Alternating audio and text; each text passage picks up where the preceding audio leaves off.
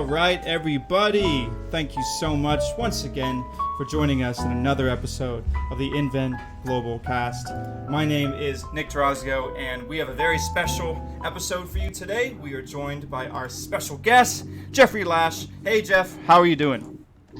Doing great. How you doing, man? Well, it's episode 15 of the Inven Global Cast. I mean, that should be some sort of celebration, right? I feel like 15 is a milestone. Sure, it's divisible by 5.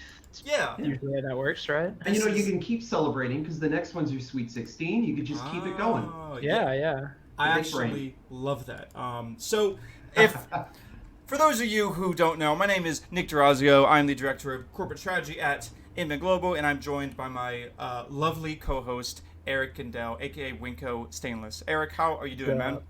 I'm doing okay, yeah. It could be worse, for sure. Me and Eric have been so busy, literally ever since, the crack of dawn today. We have just been busy Inven boys, and this is our reprieve. This is when we just get to chill out, enjoy the Inven Global Podcast. And honestly, I'm sure that our special guest has been busy too. He has been working on some pretty cool things when it comes to esports.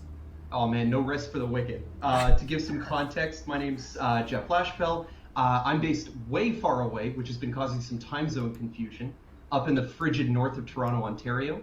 I do a bunch of stuff in documentary production. My most recent thing was The Artist, which was a history of the video games industry. I also am co-founder for a video game education company called IQ, which is just getting off the ground. I'm working on completing my master's, and I am working on something big that we'll talk about a little later called The Foundry, which I'll save for a little bit from now. So I'm going to just look it up right now. The Artist, where can I find this?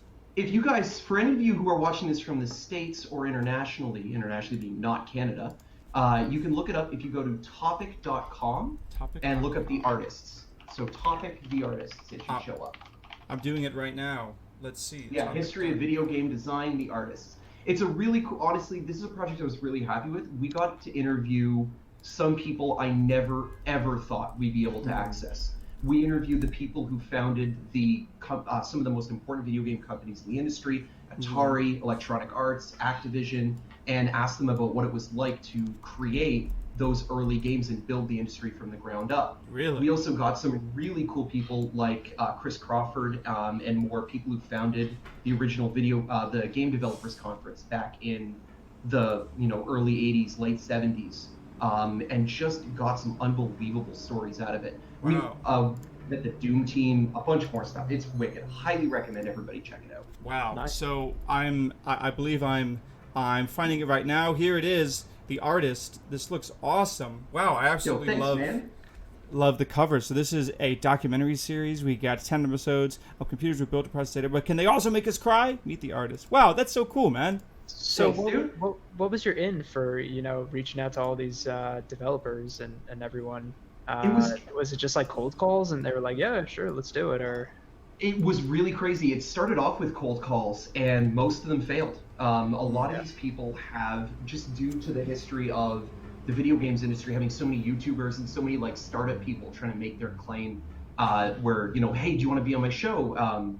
Where everybody's trying to get started. These guys get inundated with calls, so they hide, and so a lot of cold calls fail. Yeah. And I think the one that broke was a really amazing guy who worked with Infocom, the company that built all of the original sort of text adventure games. And I'm going to hesitate to say his name in case he now gets inundated as well. Sure. But he was one of the core team for Infocom back in the day and worked on a lot of their bug testing and other material. And he was just the nicest guy. And when we talked through what the director and I were trying to achieve. And he was super excited. And as soon as he got in, he just went, oh, you got to meet this guy, you got to meet this guy, you got to meet this guy. That's how it goes, he started making phone calls, and that was it. It was over. After that, most of it stopped being cold calls, and it just started being this chain of connections where everybody knew somebody. And I had a month of trying to cold call that went nowhere, and within 3 weeks, we were ready to fly to LA and a bunch of other places and shoot the whole documentary. Wow. It was amazing. I know when we had our inaugural esports conference a couple years ago, it was the same way. Whereas like as long as you're able to get through the door with a couple of these people, they're like, Yeah. oh, let me put you in touch with this person, so on, so on. They've got like they run the entire team. They can put you in touch with everyone on there. The social side knows all the social people, Yeah. all the developers and the players, and yeah, that's super cool though. There's an amazing point to which when you're in industries like this or just creative industries, once you're set, it stops being a competition and you can all just be friends, and Yeah. that's where some really cool stuff can come from. Totally. Well, I'm not friends with anyone, so maybe one day I will get to that level. Man, I had hope. So Jeff, we have a little tradition on this podcast. We always start. We say, "What games have you been playing?" I'll start because I have been playing Dragon Quest XI. Now, wow, that's an old Really? game, Nick. Why are you playing Dragon Quest XI when everyone else is playing Animal Crossing and Final Fantasy VII Remake? Well, here's the thing. My father actually gave me some really fantastic advice. He called me because my father's a huge, huge gamer. The guy's like an absolute a madman, and he was like, "You know what, Nick? I bet you are in the same like situation I am, because he had all of these old RPGs that he started but just never finished, right? So he challenged me. He said, Nick, I want you to go back, find a game that you really love but you haven't been playing, and beat it. Because when's the last time you beat a video game? And I was like, Dad, you're right. I haven't beat a game in forever. I'm so busy. You know, there's this old joke, the more you game and the more you work in, gaming, the less you actually game.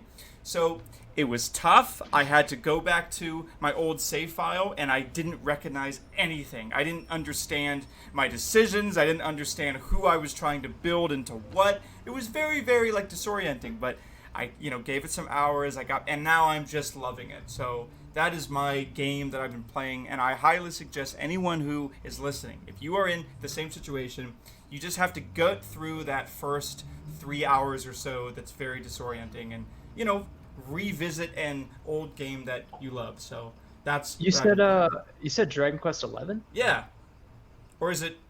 What are you playing that on? Oh, I'm playing it Is on that- on PC.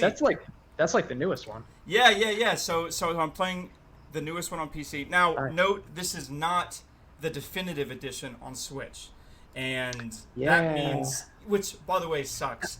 The music in this game is awful. I know that I was gonna say, we've talked dude, about this before. Really? I bought it on the PS4. That soundtrack is like god awful to a point where I was like, "There's no way I can go like 100 hours listening to this." So yeah, But Jeff, it's a weird they- thing. Yeah. Yeah, I They don't know how really you can do get that. into a turn-based RPG without good music. Like, I can see that somebody is going to talk about Final Fantasy, aka everybody else, Yeah. and both the old and the new, that soundtrack is one of them. Like, go back to Pokemon, and Yeah. the battle music from the original Pokemon's was half of what got you excited as a kid. So here's the deal with Dragon Quest, though. Like, the actual compositions are good. Like, it's great music, but for some reason, like, they didn't make it orchestral. They chose a lot of kind of Weird. grating synth type sounds, and just due to the nature of the game, you end up hearing the same battle music over and over again, which is fine when it's something as beautiful and iconic as, say, the Final Fantasy VII music, right? So in the definitive version for the Switch, they completely remastered the soundtrack, and it's gorgeous. I'm not playing that version. I'm playing the one with the horrible well, I music. was really hoping they would do like a free update for the other versions. Be like, hey, you can just like put in this other soundtrack, and they have like the 8-bit version and stuff, Yeah. the Switch version. I was like, damn. So That would have That's definitely cool. That's got me cool. back into it. But I literally played like 2 hours. And I was like, dude, I can't. So I've actually I just turned down the music all the way, and I play my own. So I am now playing Dragon Quest with my own soundtrack. It's a lot of NWA, which is pretty cool when you're like killing slimes, listening to some of the best hip hop ever produced. Yeah. So that's nice. Eric, what have you been playing? And then Jeff, you're next. We have you last, so you have plenty of time to think about it. I just finished up Final Fantasy VII Remake on Saturday. Yeah. It was a good time. Yeah. And what do you say about the ending? Because I know that was controversial to a lot of people. Yeah, I mean, it was really getting hyped up for me. Like, I thought I saw people like losing their mind over it and stuff, and I guess it was more about the implication of what they could be doing rather than like how they actually chose to end this particular game. But I Yep. thought it was fine. I mean, they really needed like a big bombastic kind of finish to it. Yeah, I know, just kind of if they had stopped exactly where the original left off, I don't think it would have been like this of big thing that course. everyone was looking for. So they kind of had to throw in their own whatever into it. Yeah. Yeah, I mean, I don't want to spoil anything, so I won't go too far into it. But yeah, overall, I'm excited to go back into it. I was looking at to get like the platinum trophy, and then Mhm. this notification pops up saying like, "Oh, hard mode has been unlocked." I'm like, "Yeah, cool. I'm going to jump into that." And you can't use items on hard mode, You like at wait. all. What? You can't use Yeah, items in hard you mode. can't use items in hard mode. So I was like, "Oh, that makes this way worse." I Like mean, MP consumption and stuff with That's like like a Pokemon Nuzlocke run. That's yeah. dude, crazy. yeah. So as soon as I saw that, I was like, maybe I'll just, go back for the Not. smaller things. Yeah, not So so not so, a good way of putting it. so actually, that actually brings up something that I forgot to say about Dragon Quest. I am playing Yeah. it on all of the hardest difficulties. So that means you get less experience for each monster killed. Each monster is insanely hard. You actually can't buy any armor from the shops or any weapons. You have to craft Yeah, everything yeah. your own. So I remember that popping up. That's a cool way to crank the difficulty. it is. That's neat. Because okay, so speaking of Final Fantasy VII, one thing I always hate about RPGs is I think that they punish you for loving the game. This happened with me and Final Fantasy X. I loved the game so much. I got everyone's god weapon. I maxed out everything. So then the game was trivial. So it was like, oh, okay, well, I have these awesome characters. So I actually really, really love the fact that you can ramp up the difficulty. I pretty much die on every boss fight like 20 times. But that's like the fun of it for me, right? It's like this big, strategic battle. So I actually, have you ever tried a Nuzlocke run, Jeff? I know that you mentioned it, and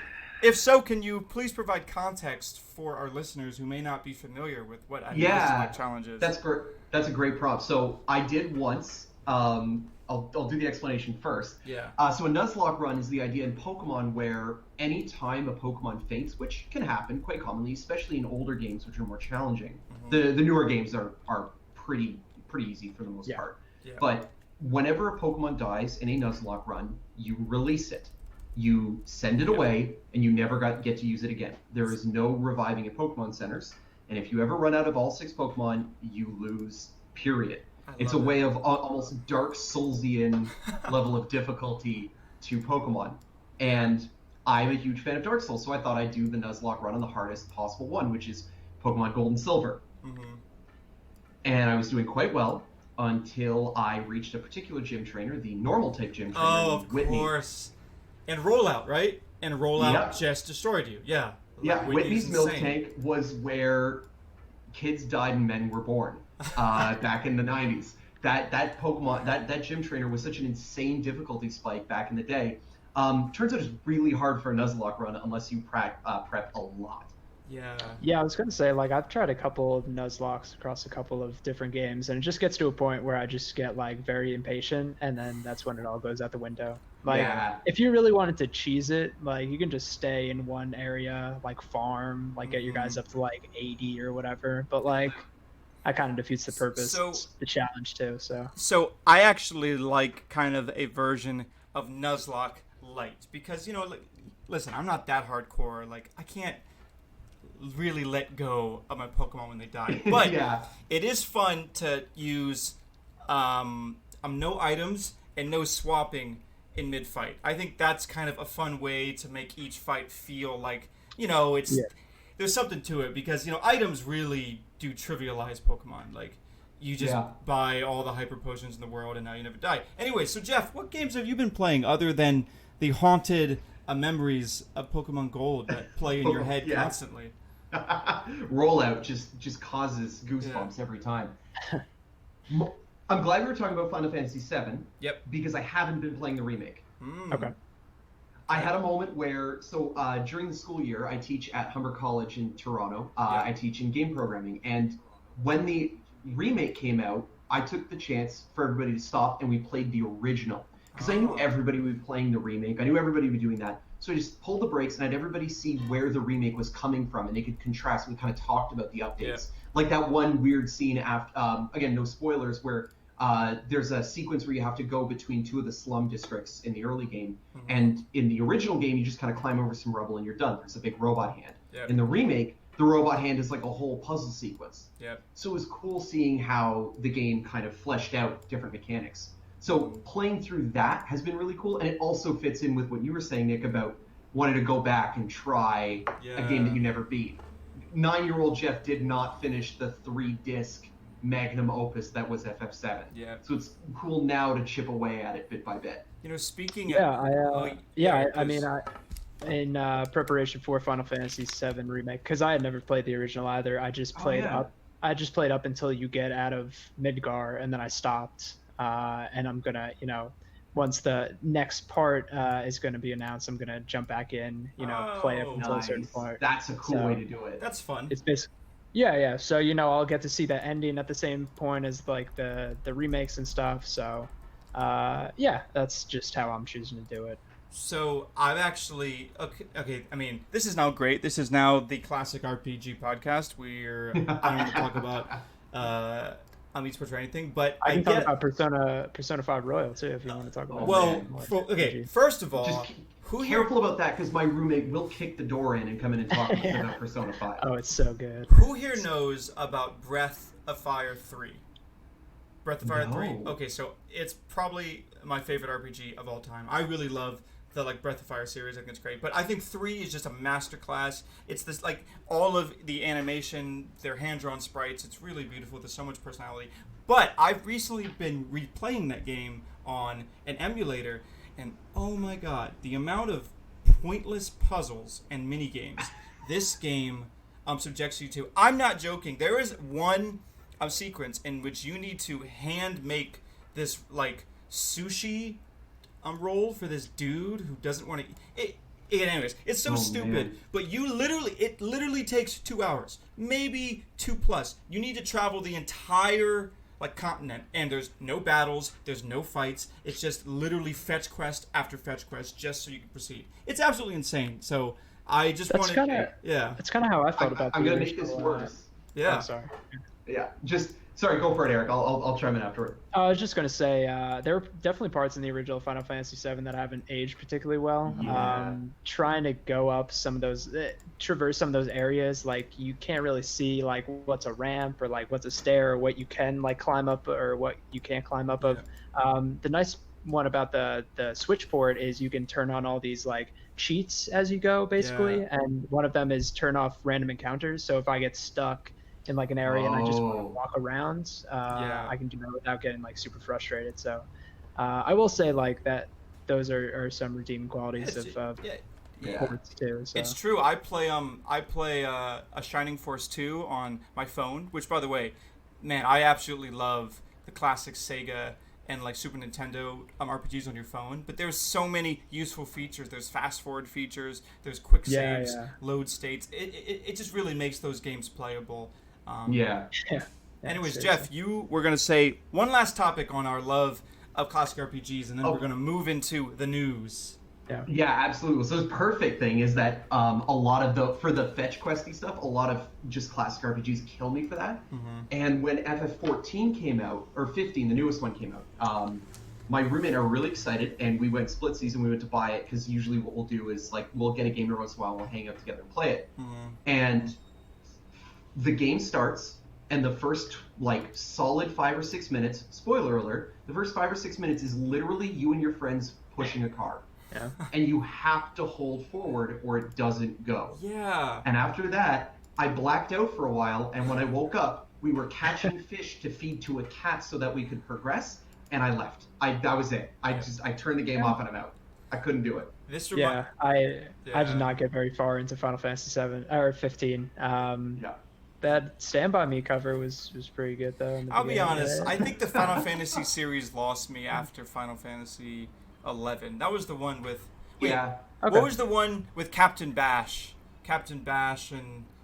11 was the the MMO. Okay, so I think I'm talking about 12 then. 10. No. 10 is the greatest of all time. That's with Tidus, Waka, Lulu, all of them. I love 10. Yeah. It's actually funny. I was reading that.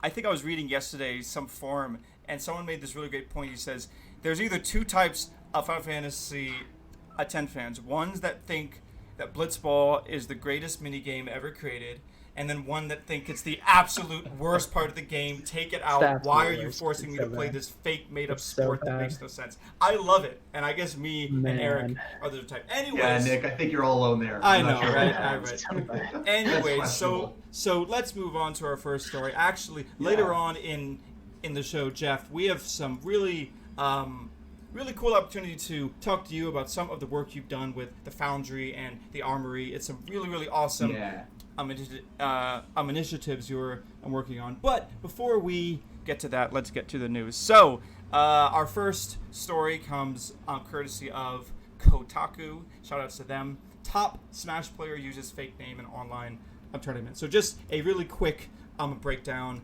Obviously, there's been a huge influx of online tournaments since the quarantine, right? And the Smash Brothers scene has like the most. There are so many just tournaments going on. This recent one called the Rona Rumble, that's a pretty good name for a tournament. Let's give it that, right? So this was a relatively small prize pool, $200, $50 bounties to anyone who took down a top player. So that's fun. But there's one top player called Plup who has been considered. He's one of the gods of Smash. He's extremely good. Yeah. Awesome Sheik play, awesome Samus play. He's a really versatile player. He entered the tournament under a fake name, Fortnite Fred 42. And let's just say Fortnite Fred had a very fun time, pretty much messing around, playing random, just smurfing, just doing whatever he wanted. And he had a great time. However, it brings up the issue of trolling in esports, trolling in competitive play. Obviously, Plup has nothing to lose here. He's a sponsored player. Yeah. He's extremely good. Do you guys think it was okay for the fun of his stream and fans to essentially go up to this tournament and troll people? What do you guys think? Man, this guy. Plup was one of my favorite players. Yeah. And this really hurts like my love of the guy. Yeah. You see that quote? Like, yeah, so bad. I don't even know if we can read that. Wait, Eric, can you read the quote for us, Eric? Please read the quote. Oh, you want me to do it? Yeah, please do it. Please do it. Yeah, no, please. We're planning on just like fucking alternating for random people and just like playing whatever we wanted, smurfing the fuck out of the tournament. It was badass every fucking time I took a stock. I was like taunting. It was so fucking funny. Oh my god, I loved it. What? So that kills me because that's like saying going to the playground and pushing little kids. Yeah, that's exactly what it is. Yeah. Yeah. And I mean, it wasn't really a problem that he was a pro player using like a pseudonym or whatever. I mean, I guess that is pretty bad. But also, tournament was very like region specific because the whole tournament was online. They were trying to keep connectivity issues to a minimum. So it's just kind of compiling, and also like the scummy kind of attitude that he had toward this whole thing. Yeah. I guess he's just bored, so, with just like everyone else. So quarantine. It's tough because, I absolutely love the fighting game culture and arcade culture more than anything. So there's a part of me that says like trash talk as much as you want, taunt as much as you want. If he's better than you, he's better than you. Like that's just the way it is. But I think there was definitely a little bit of bullying going on. You can't imagine it felt good to be destroyed by a player called Fortnite Fred 42 while being taunted constantly, right? It seems as if Plup, his goal was to create a frustration and then laugh at the perceived frustration he was causing other players. He's essentially griefing them. So I am also torn because I love Plup and I respect his play so much. Maybe I can give a pass because everyone's going a little stir crazy and it was essentially good natured. There is an impish, devious quality to certain esports players that as an esports journalist I've actually kind of been advocating for a long time. I think esports needs more heels, so to speak. I think esports needs more people that are not afraid to kind of flex their personality. But I don't know. This actually, it bleeds into another story that actually just recently happened. I think this was just today. Let me see. Yeah, so a player called Voyboy, really, really popular, a league pro. He took to Twitter and he made a video called "The Sad State of League," a solo queue. This video currently has 8K retweets, 35K likes. It's been pretty much embraced by the entire competitive league community, and it's exactly what Plup was doing that Voyboy was complaining about. There is a growing sense of people not taking a competitive play seriously. There's a growing number of people who flock to the League of Legends competitive mode, and they troll and they AFK, and they're not really trying to win.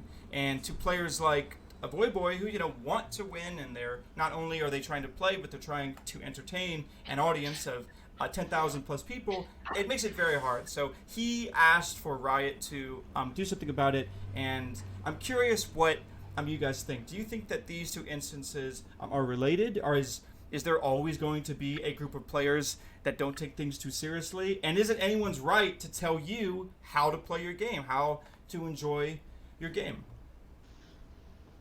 Yeah, Jeff, you wanna go? Yeah, I got some. Man, I think you hit it right on the head about them being related. I think there's a natural entropy to anything competitive. Yeah. That people who get frustrated, people who lose, people who don't like to lose, will naturally try and sabotage the game. This petulant, it's not refusal, like, it's not my fault, I lost, the game is stupid, other people are trolling, this doesn't matter, I give up. And then they take that out on the game. It's a natural entropy that any sports association goes into. And you see it all the time, even in traditional sports. Yeah. And naturally, you need to have a resistance to that. And there needs to be enforcement to kind of push back against that entropy, because it's always going to happen. Yeah. And I think, as much as Plup may not have felt like $200 is a lot, giving him the benefit of the doubt, he probably thought, this tournament doesn't matter, so nobody's going to be that upset. Yeah, of course. But $200 does matter to some people, and so I see both sides of it. Yeah. It's no different in my mind than somebody who doesn't think ranked matters because it's only gold, when it can really matter to someone who's trying to get their plat promo, for example. You know what? Actually, that's a really good point. Eric, what were you gonna? No, I was just gonna kind of go into the idea of online toxicity versus offline toxicity, and since the COVID outbreak and everything, a lot of these tournaments are being forced to hold off online. I mean, we were just talking about it last week about how Smash Online is bad. It's just like a very bad system. That hashtag was trending, fix Ultimate Online. Which kind of speaks to how the community's been feeling about it. But, just kind of combated with, this kind of player behavior, performance issues, just kind of like the pick up and go nature that these organizations have had to kind of had to deal with. It's just a bad scene in general. So yeah, and I think that at the end of the day, there's a lot of precedent to being a pro player and what your kind of attitude can do to up-and-coming players. I actually just heard about a story. There's this Smash Ultimate player called Best Ness, and funny enough, he is the best Ness. He's very, very good, and he has mastered Ness in a way that not many people have. But his very first tournament ever, his very first match, he got very unlucky, and he was matched up against Zero. TSM Zero, that's probably one of the best Smash Ultimate players ever. And that was his very, very first match. And, obviously Zero destroyed him. This was very early on in his career, and he didn't even know who Zero was. It was only afterwards that his friends were like, oh my god, you just got beat by one of the best. But, Zero was extremely respectful the whole time. He took the match seriously. He said his GGs at the end. And, what would have happened to Best Ness if on that first match he was being taunted, every time he lost? What would have happened to one of now the best Ness players that tons of people love? He has a thriving esports career potentially. I think maybe he could have been discouraged at the very fundamental level. So, Plup, who knows how many players had their very first tournament in this thing, and now they're just never going to do it again because Fortnite Fred 42 was so rude. Yeah. And I What mean, it's really important to point out that that's not just a professional experience. Think about the reputation that a game like Overwatch or League of Legends has at the general player level. They're received as being incredibly toxic games. Like Valorant is right now getting has gotten some bad rep from time to time regarding exactly that. And it's something that really has to be dealt with because it doesn't just ruin it for pros, it can ruin it for the endemic audience as well, who really want to enjoy the game. Yeah. Well. Yeah, I know I've had many a games ruined just by like online behavior. You ask any online player, and they'll tell you 3 different stories about just awful stuff that's happened. So yeah, I've been playing Here's the Storm on and off for the past couple weeks, and why don't you man, play with me? Tell me when you're playing. I love this game. yeah. We're just I mean, there are some really salty people in there, and I don't know if it's because like everyone's telling them that their game is dead, and they're like they have like thousands of hours in it, and they're just like so mad when they're like matched with randos that play like on and off like whenever. But it gets really bad. It does get some of the worst that I've seen in a while. It does get really bad. It's why, once again, I love fighting games, because it's one-on-one. You really can't blame anyone but yourself. But this, I swear to God, I will try not to make this the fighting game podcast. Evangelis's Tower. I do have a hot take on this one, by the way. Yeah. I genuinely think, and I'd love to know what you guys think, that temp bans, in my opinion, are the way to deal with this. Part of what you said was that this idea of telling you how to play their game. I mean, at the end of the day, they're the publisher, and the way that you're playing the game is you're playing in the ranked queue. Yep. And I think if you can't comport yourself in a way that's competitive and has that level of integrity, you shouldn't be playing ranked. Yep. Being temporarily banned from ranked play does not ban you from the game. And there are people who get all bent out of shape about a temp ban from ranked play, as if they've been told they can't play League of Legends their way anymore. That's ridiculous. You have ARAM, you have unranked, where you can play with full roll lock, everything. In most games, there's unranked. You just have displayed a lack of the maturity required to play in a ranked environment. Yeah. And I think that's essential to making that happen. I actually think that is a fantastic point. I have been a pretty big advocate of ranked isn't for everyone, and I think a lot of players feel as if ranked is like the real mode or like the true mode to play. You see it tons in Overwatch. I know people who legitimately love Overwatch, and it's a good game. I will say till my dying breath, there's very few games that are as fun as when you're playing with 6 friends and you're not taking Overwatch seriously. It's very fun. But I have people who insist on playing a ranked mode, and it always just bends them out of shape. It's always this negative experience.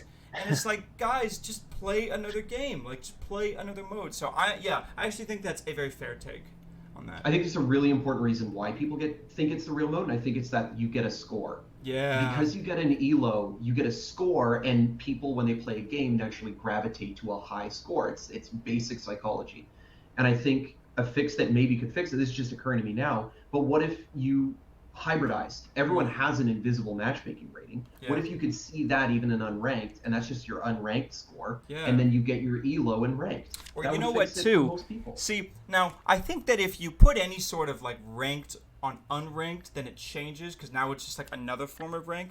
But I think you're on the right track there. I think it'd be cool if in unranked, instead of the score you get based on your skill, like you get a score on how many headshots, you get a score on how many, kills you've gotten. Like something to say, I'm proud of this because I see my numbers going up, and that gives me maybe new little avatars or new skins, things like that. There has to be some sort of reason to play. That's a great idea. Overwatch is great with that. That could be a great kind of launch point. Yeah, and something that Microsoft is doing that I didn't even realize they were doing until like this last weekend, actually. I was just playing Halo online with a couple of my friends, and we had just joined, and my friend was playing, and everyone was just like, oh, just leave the match like early. It's just like a casual match or something. They won't penalize you. But then like a notification popped up that said basically if he left that match, it would mar his entire Microsoft Online account. So it didn't matter what you were playing. It would affect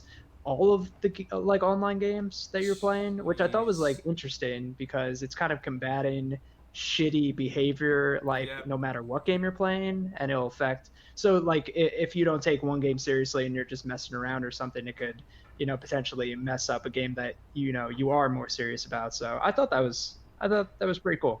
I think It's not one, I think one day, AI in games will become good enough that there is honestly going to be a group of players that not only prefer to play against bots, but do so because it's just a better competitive experience. Like, I think I would play against, like, for example, I really love the StarCraft Deep Mind, that whole concept. There's this really, really, deep blue style computers that can play StarCraft at a level that is just, seriously, it's so insane. Like, we've actually learned more about competitive StarCraft by watching these bots play because they do things that aren't intuitive but win them the game.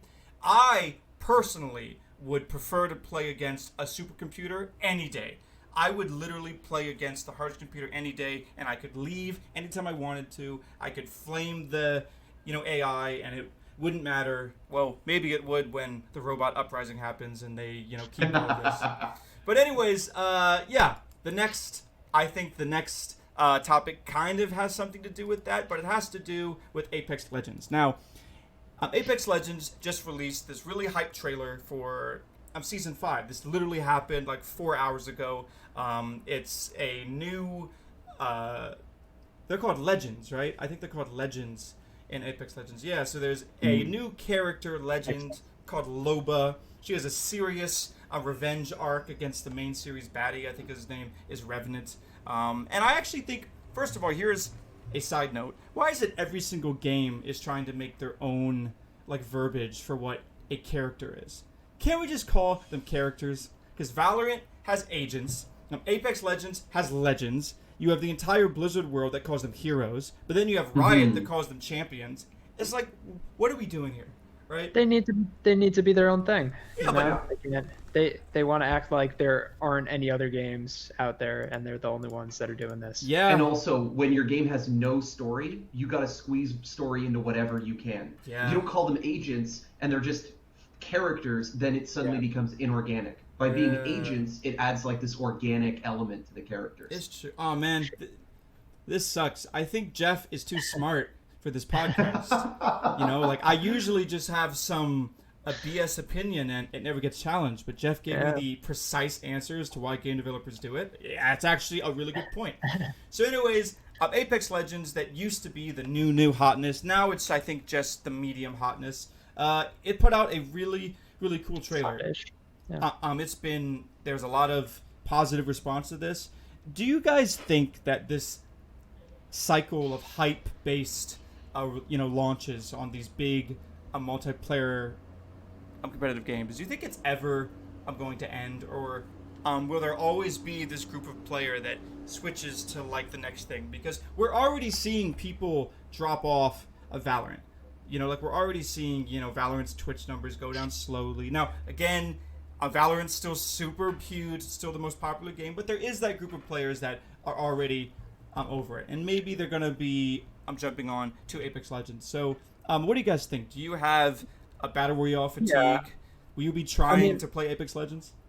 I think retention is definitely at the forefront of a lot of these developers, getting these trailers out there, hypes out, who's already playing the game. But I think even bigger than that, it's about bringing people that used to play the game back into it, boosting numbers. And then it's all about, playing that same song and dance of, all right, now that we got you again, how about you stick around for even longer this time? And I think to that degree, these cinematics do a really good job. I mean, I can say the same thing for Overwatch for myself, where when a new hero comes out, or I mean, it's less about the events now since they just keep on doing the same ones over and over and over again each year with the Christmas events and the Halloween events and anniversary events. That stuff has gotten pretty stale for me. Yeah. But I mean, yeah, and the Apex Legends stuff I don't follow it super closely, but there was like a character reveal trailer where they were like interviewing the new character and who everyone thought the new character was going to be, and then the actual character came in and like Yeah. assassinated that guy and then showed off like all of her abilities. I was like, that's cool. It That's is neat. cool. Yeah. So That's Jeff, a what Yeah. about you? Are you a fan yeah. of Apex Yeah. Legends? I've played it. It's never really gotten me, but I have to respect the fact that I honestly think they have some of the best power fantasy development of any game in the market. The way that they build their characters and build the personality into their characters, because going back to what I was saying, like organic agents thing, it's all about getting you attached to an individual character so that you want to like so that you feel more engaged in the game. And Apex rocks at that. And so I think this will be particularly successful for them. But this is how you get people excited about your game, whether it's League or Apex or Overwatch or anything. This is how you get people excited. So I think you're going to keep seeing this all the time. I think what you're going to see more of is more of what Fortnite's been doing, especially since it's been so successful, where they're doing property partnerships with like John Wick and Avengers and Star Wars. That I think is going to be very much where people start heading to, like the League of Legends partnership with Louis Vuitton for Worlds last year. Was so crazy. popular, and you know, like honestly, the return on investment for them for that is huge. That whole KDA Louis Vuitton kind of aesthetic has put League of Legends into like street fashion culture. It is now a part of like fashion culture, which is, you know, I'm sure tons of games would love that. First of all, I just want to give a shout out to whoever worked on the cinematic for this season 5 trailer. I mean, these like cinematics get better and better, and I think we are only maybe 2 years away, I think, from finally getting the video game movie that everyone wants that looks like this the whole time. Dude, we're 6 months away. Have Really? you seen stuff about the Runeterra show that's coming out, the League of Legends show? That is true. That thing looks amazing. We actually had a whole podcast topic about all of Riot's new things. And yeah, I think that is one of the things that the game industries gets right consistently. You know, these trailers, I mean, I haven't played Apex Legends in months, but I want to try out Loba. She seems cool, you know? She seems like has a great kid, and I absolutely love the whole like revenge arc. So shout outs to Apex Legends. And as we come to this little break, Jeff, I would love to hear about some of the fantastic things you're doing with Ryerson University. So let's just pretend that everyone listening has no idea what's going on, because they probably don't, and you can just give us the rundown. All right, come, children, sit by the fire. Working at Ryerson, I've been doing a bunch of stuff. I'm completing my master's, like I said at the beginning, so it's been a lot of writing papers around esports and all of that. But I think there's been 2 big projects that I've been able to work on right now that have been really exciting. The first of which, for anybody here in Canada who knows who this is, was a colleague of mine and friend named Dr. Christopher Alexander, who is shortly going to be throwing down with Nick in Street Fighter. Not to derail this. I cannot wait for that to happen. Oh man, it's going to be the best. So Chris Alexander and I had the privilege of speaking to the CRTC, which is essentially the Federal Communications Board in Canada. It's equivalent to the FEC, or no, not the FEC. What is it in the States? Anyway, the FCC in the States. So we spoke to them about esports and are hopefully going to be returning and talking to them more about policy advice and more like that. There's a short mini doc on it. I know my Twitter's been shouted out in this, so you can go and look it up there, but I'll repost it later. But more exciting, and I know the big one that we got in the notes for the show today, is I have had the privilege to work with Ryerson on building a new, and this is still in development, so we're still working on this, but we're currently working on establishing a thing called the Foundry, which, if successful, and again, I don't want to get anybody's hopes up, and I'm not committing anybody to this, but it's a dream and kind of the subject of my master's dissertation right now, is the need to build better research space in video games. And so without going too deep into the specifics of what we're working on, what I'd really like to be able to leverage in the future, whether it's with Ryerson or not, though I have hopes, is better research and development opportunities for video games to increase the body of knowledge around games. And there's a simple way to summarize this. If you go on any website, start looking up academic papers, things like that, you're going to find a ton of stuff on addictions, on revenue and microtransactions, and around broadcasting and esports. You will find almost nothing else. If you, for example, wanted to do more about how Super Mario levels affect you psychologically instead of versus, say, a turn-based role-playing game like Final Fantasy, Yeah. how we engage with those, like how does each one affect us as a story? How does it immerse us? All of that. If you want to see some kind of thesis paper on that, you will be hard pressed to find that kind of information. Yeah. And I think we need better facilities and better frameworks to do that kind of thing, because this industry is now almost 60 years old.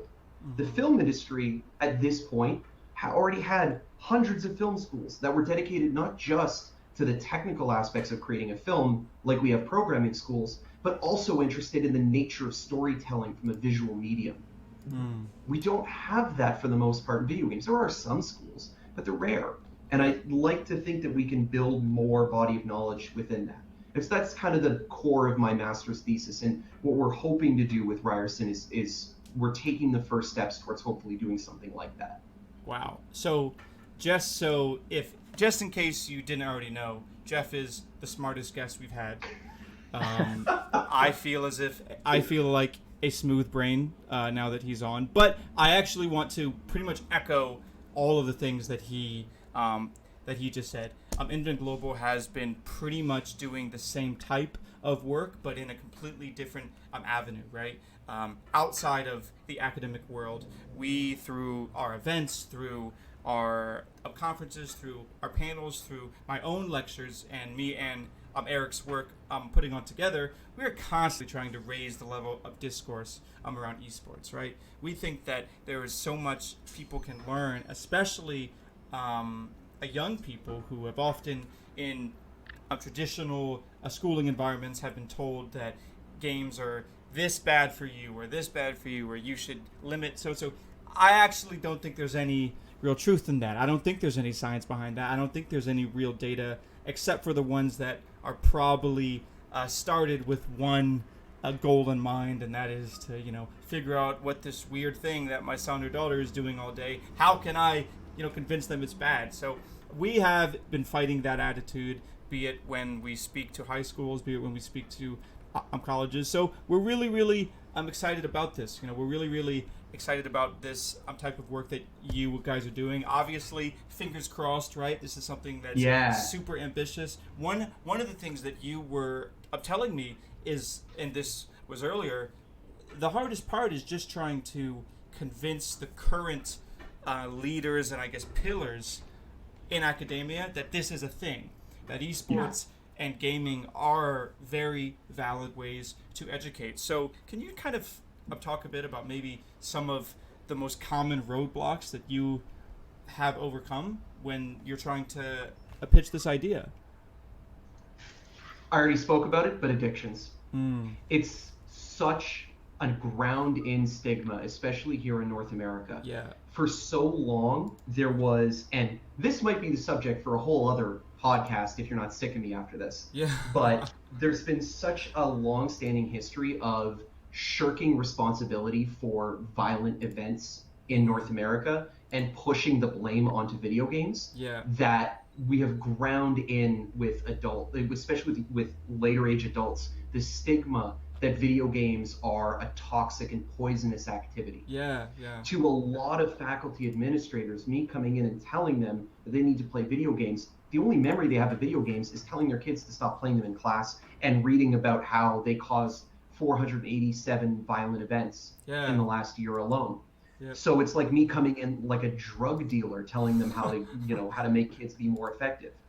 It's a lot of the time when I work with school institutions, my first 6 months are just educating against those stigmas, and then we can actually get to work. And meanwhile, so many major for-profit universities in this country have a Budweiser as a capital sponsors for various events, and they're in the colleges in more than just a branding. So you're right. There's a lot to fight against. There's a lot of institutional. The most frustrating thing I've ever seen in the legitimization of esports was the discussion around the Olympics and esports being at the Olympics, and the guy who came out and said that we're not going to approve it because it's too violent was a former gold medalist in fencing.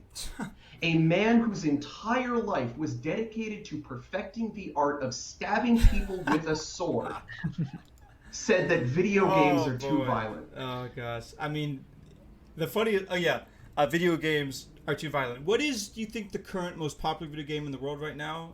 Animal Crossing. Pretty violent game, right?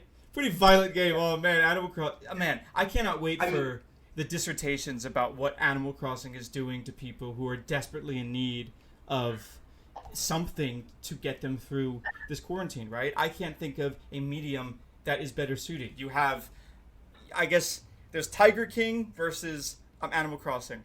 Which one do you think is a better force for good in entertaining people?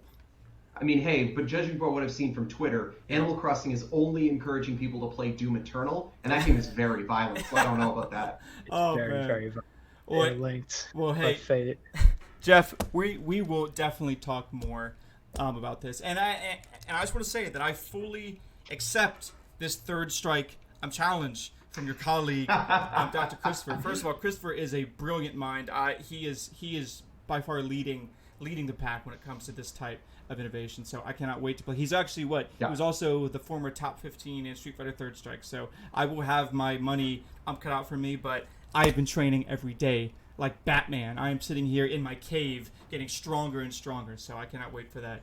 I can't wait for that podcast episode just being Eric and I talking about stuff and running the show while you two just play Street Fighter on stream. That is actually fantastic, and I hope we can do that. So, moving on to the last leg of our podcast. First of all, Jeffrey, thank you so much for that explanation. If you guys want more information, I guess you can check out Ryerson. You can follow Jeffrey Lash on Twitter. He's, the one who's pumping out that information. And actually, I'm pretty active on LinkedIn. There's this little group of LinkedIn people who are constantly trying to push each other's content about, esports in a more academic, legitimate light. So check them out wherever you can find them. Moving on, and here's kind of the bad news. Let's not forget, we're in the middle of a quarantine, and every cool gaming thing is being canceled. So we have Evo 2020 is canceled. E3 is doing its own E3, but it's different. This is happening on June 11th, and we actually that's just EA is like, I mean, they've been kind of outside of E3 for a couple years now with their EA Play. Oh yeah. They just kind of came out and said, we're still doing our weird EA Play thing. Just it's going to be digital, and it's going to be on June 11th. So EA Play happening on June 11th. Not much to say there. Only I can say that Nintendo and Devolver Digital, they predicted this correctly. There have been people who have been doing digital E3 shows for a while now, and I think now they're obviously the clear winners of this situation, right? I'm glad you brought up Devolver Digital, by the way, because I'm really excited for this year's E3 parody broadcast. Yes, it's going to be great, right? I really love Devolver Digital. Yeah. Yes. Other games are awesome. So, one of the things that I talked about with E3, and I guess we should say Jeff Keighley, the man behind E3, he is announcing Summer Games Fest 2020. So, obviously, I'm not going to say it's the replacement, but it's the pretty much replacement. I'd honestly a better replacement than if E3 was just doing like a standard, digital thing. Because I mean, E3 is what, like a week's worth, and how much are you really getting out of that? Like maybe 3 days of conferences from these big developers, and the rest is just kind of like mucking around the show floor. I mean, honestly, I really like the idea. This is like a 4-month-long thing. It doesn't force all these companies to kind of like get all their ducks in a row in time for like a couple days in June. They won't be like over like kind of like trampling on each other's announcements the way that E3 kind of forces them to do. I mean, and Jeff Keighley's like the dude to do it.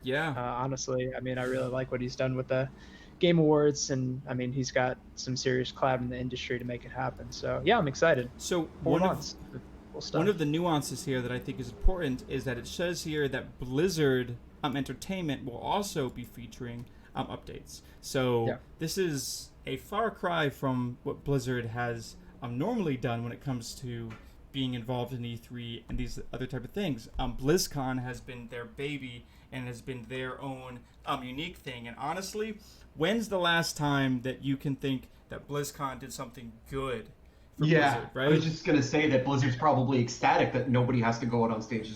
There's no chosen sacrifice this year to ask if anybody has phones. That is so. You know, I think that Blizzard went from a company that was all about when it's done to a company that says, what are we going to show at BlizzCon? And I honestly think that they needed a break. They needed a break from BlizzCon. They needed a break from having to have this mad dash. They were stretching themselves real thin. And a lot of the controversy has come out of, we really just need to have something on, the Diablo stage. Let's show the mobile game. That'll get people excited about what's happening. And as someone like that, the last BlizzCon that I went to was my first BlizzCon. 2019. Yeah, and I know, Nick, you weren't able to make it to that one. I think you were like abroad or doing something. I think I was abroad helping my wife immigrate to the country. So it wasn't really worth missing BlizzCon, but I was kidding. Yeah. No, but priorities, right? I've gone to every say that as someone who's just kind of like on the outskirts of, Blizzard fandom, you're like I like Overwatch and Here's the Storm just fine. Yep. But, past those initial opening ceremony announcements and stuff, like after all that was done, I was like, well, now what?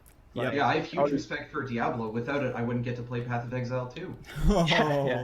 I have been to the very first BlizzCon. I think I've been to 10 BlizzCons after that. I have worked media at BlizzCon so many times. I've actually worked for Blizzard at BlizzCon before as a player manager, just, kind of managing their esports talent. I have seen the ins and out of BlizzCon so many times, and for the past 4 years it's been different. It's just very, very different. You can tell the stress is higher. You can tell the people working there. See, it used to be this fun and lovely gimmick that Blizzard staff worked there, and it was great. You could talk to them, and all of a sudden the person who's helping you in line, oh, did you know that they're the principal art director of your favorite game? That used to be a real thing.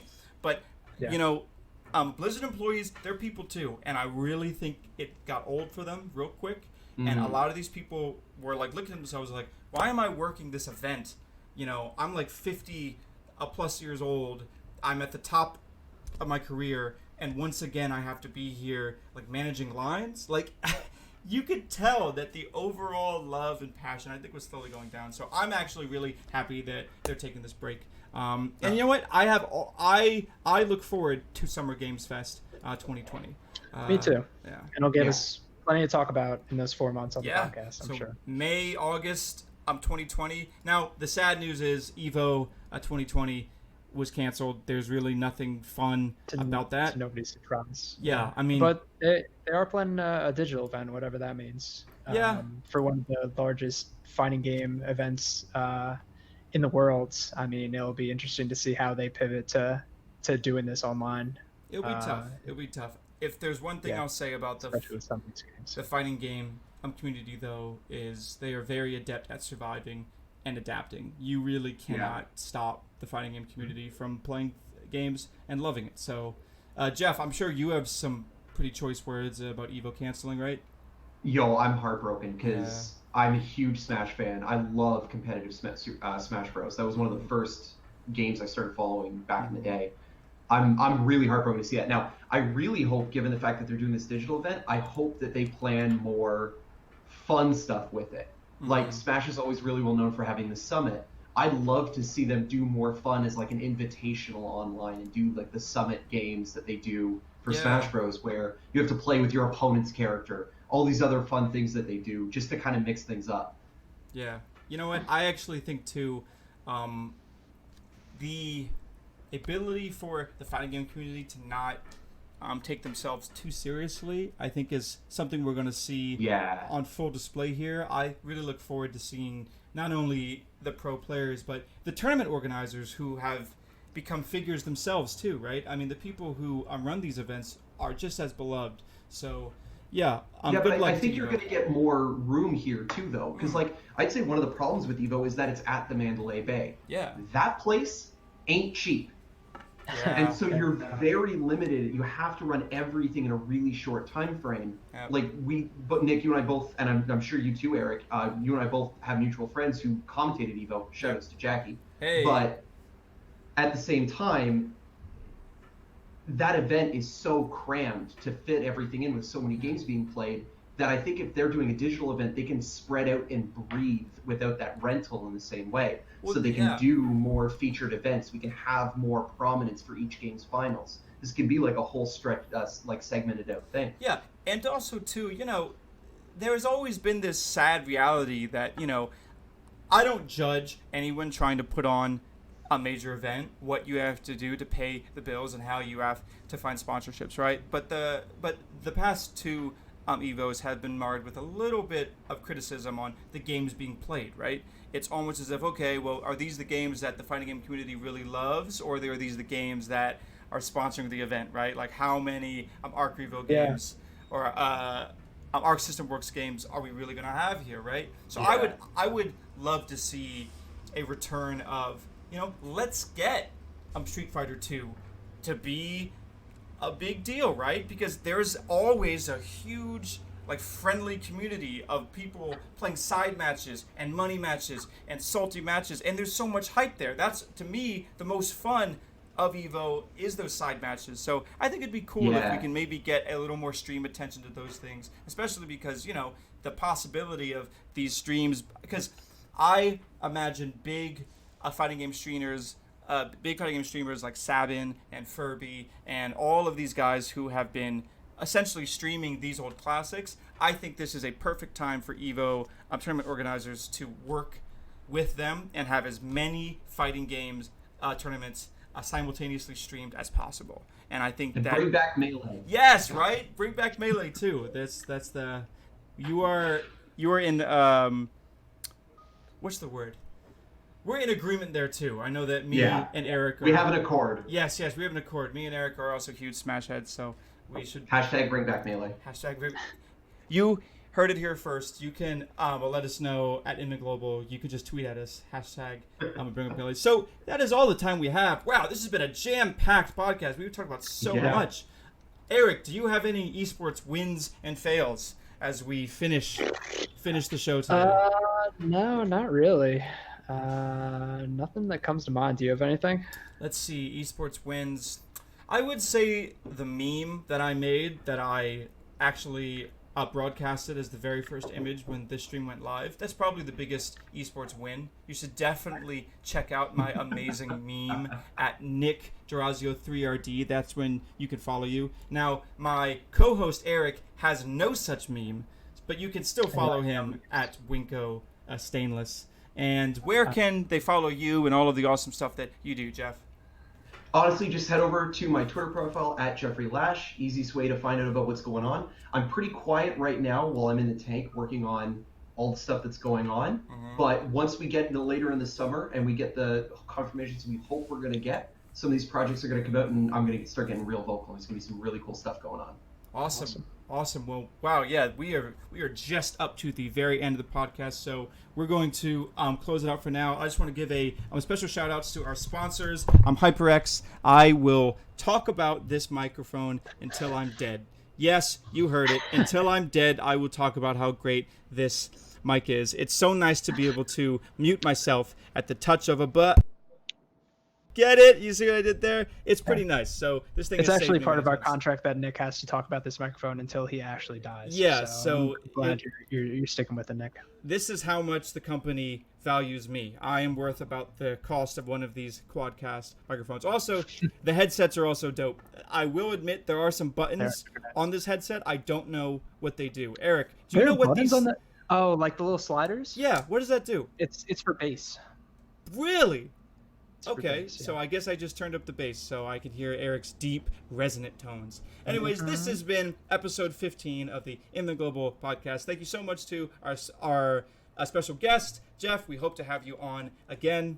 Thank you so much for having me. It'd be my pleasure. This is a blast. So, all right, guys, you can check out all that we do at www.invenglobal.com or just follow us at Twitter at InvenGlobal. This has been Nick Tarazio with Eric and Jeff. I'll see you later. Signing out. Later, guys. Bye.